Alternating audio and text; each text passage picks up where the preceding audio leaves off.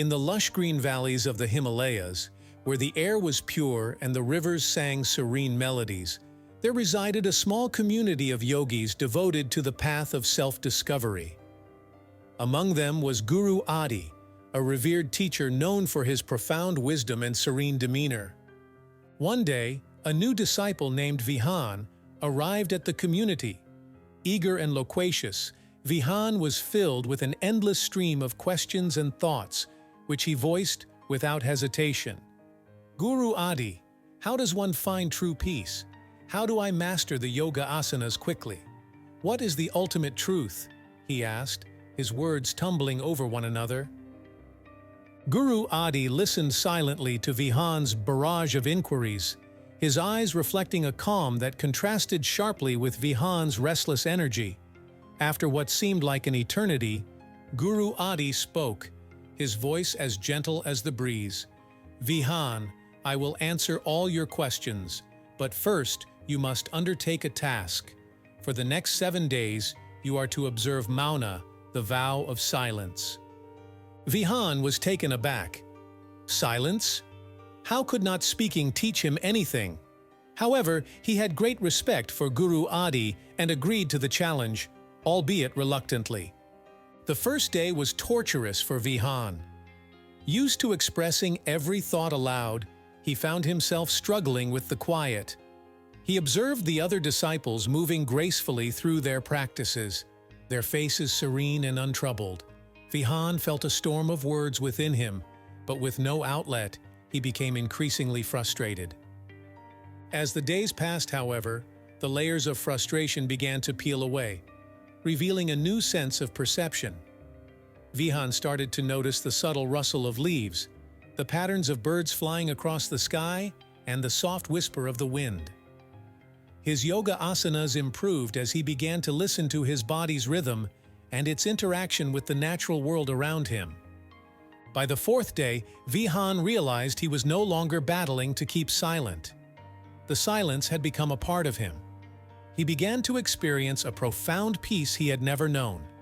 A silence that was full and rich, pulsating with the unspoken mysteries of existence. On the 7th day, as the dawn painted the sky with hues of orange and pink, Vihaan sat beside Guru Adi, the river murmuring beside them. Vihaan spoke, his voice clear and calm. "Guru Adi, in silence, I found the answers to the questions I had not even asked. I felt my restless mind settle, and in its place, a vast space opened up, filled with peace and understanding." Guru Adi smiled, his eyes twinkling with quiet joy. "Vihaan," he said, "silence is not empty, it is full of answers. In silence, you connect with the deeper rhythms of life, learning the art of listening not just to the world, but to the wisdom within you."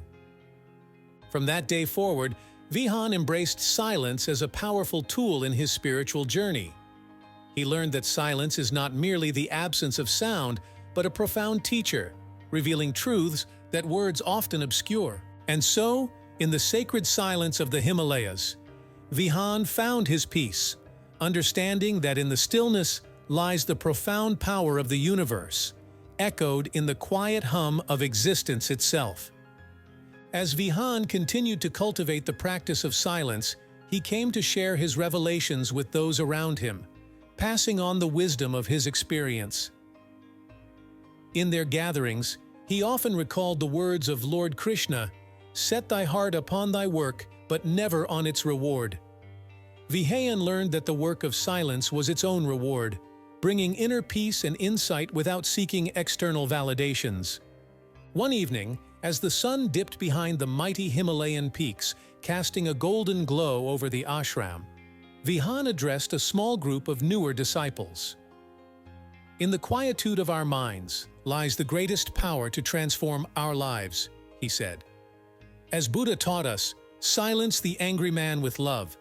Silence the ill-natured man with kindness. Silence the miser with generosity. Silence the liar with truth." Vihaan's words, enriched by his experiences and the teachings of great masters, inspired his listeners. They understood that the journey of silence is not merely about refraining from speech, but about cultivating a profound inner stillness that allows the individual to experience life in its purest form.